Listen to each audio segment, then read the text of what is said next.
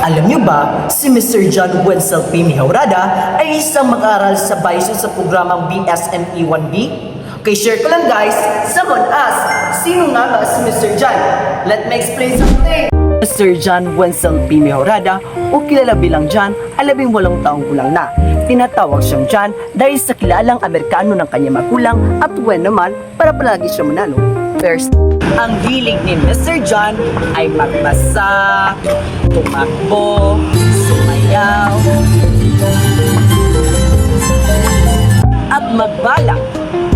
Saan nga ba nakatira si Mr. John?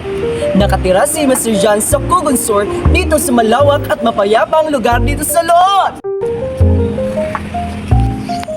Alam niyo ba, si Mr. John ay walang magulang at nakayanan niya mag-aral? Tama! Namatay ang kanyang ama nung grade 10 siya at humiwalay na rin ang kanyang ina.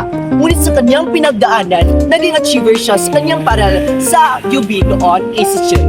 Yes, naging top 1 siya sa kanilang strand at top 5 naman sa buong batch.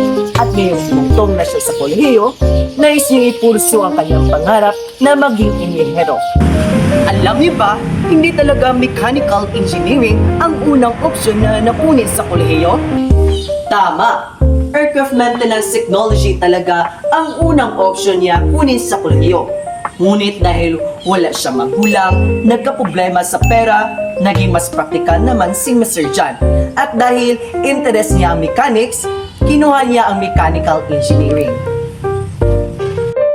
At nais si Mr. John makapagtapos sa pag-aaral at magiging certified mechanical engineering someday at makapagtrabaho sa abroad. At dyan nagtatapos, keep safe!